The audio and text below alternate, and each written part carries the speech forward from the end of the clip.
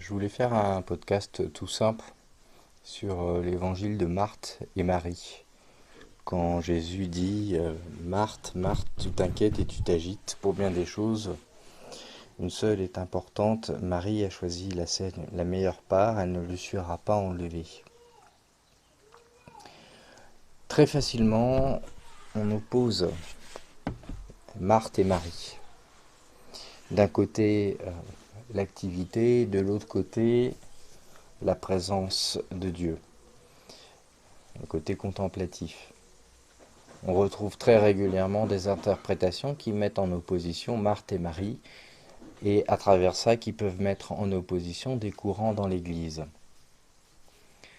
Il y a une interprétation de la petite Thérèse de l'Enfant Jésus, docteur de l'Église donc, qui dit tout simplement que Jésus n'a pas reproché à Marthe de s'occuper de ses tâches ménagères, puisque sa mère elle-même, la Vierge Marie, s'en est occupée, mais il lui reproche son inquiétude qui produit aussi une agitation.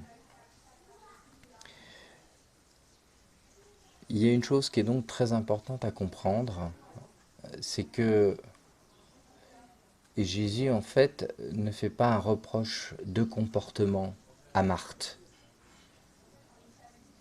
Au contraire, il lui explique qu'elle ne doit pas être inquiète ni agitée, parce qu'il y a plein de choses à faire. Et cette inquiétude et cette agitation, finalement, fait un reproche à Jésus en disant « ça ne te fait rien que ma sœur ne m'aide pas ».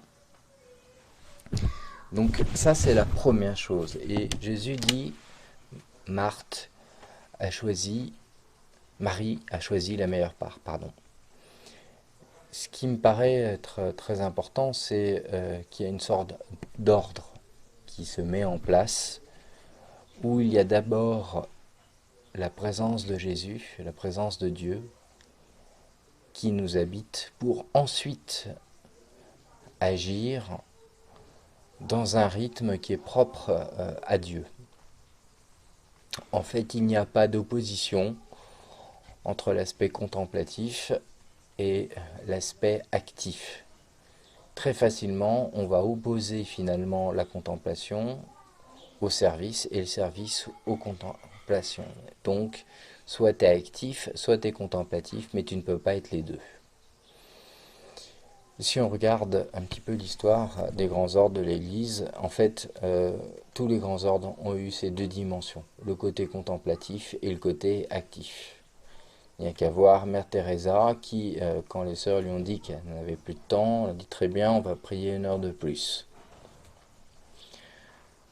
Il n'y a pas d'opposition entre les deux, et nous avons à l'intérieur de nous un équilibre entre la dynamique, le mouvement, ce que nous faisons, et cette contemplation et cette mise en présence du Seigneur. Il y a donc réellement un équilibre entre les deux, mais il y a un ordre, puisque l'ordre part de la présence de Dieu. Cette présence que l'on retrouve aussi dans la présence réelle est absolument première, puisqu'elle est source, comme le dit la tradition, de tous les autres sacrements dans cette présence eucharistique. Donc ça paraissait important de préciser qu'il n'y a pas d'opposition entre les deux et qu'on n'est pas pris dans un camp ou dans un autre. Que le reproche que Jésus fait à Marthe n'est pas de faire des choses, mais son inquiétude intérieure et son agitation intérieure par rapport à ça.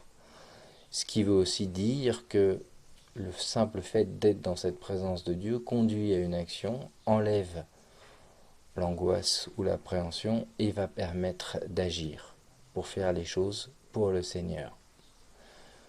Je crois que c'était important de préciser ça parce qu'on entend trop souvent cette opposition entre les deux. Soit la personne, on lui dit tu agis trop et tu dois être plus contemplative, soit on lui dit tu es trop contemplative et tu n'agis pas assez. Et donc, sans s'en rendre compte, on bascule sur une forme qui est accusatoire. Il n'y a pas d'accusation. Et c'est important. Il faut faire très attention à cette forme accusatoire, car au lieu d'édifier, on accuse, et la personne se sent à ce moment-là responsable en se disant mince, je suis resté trop près de Jésus, ou mince, j'ai trop agi, ou pas assez agi. Le Christ ne fait pas de reproches, il vient sauver et non pas condamner.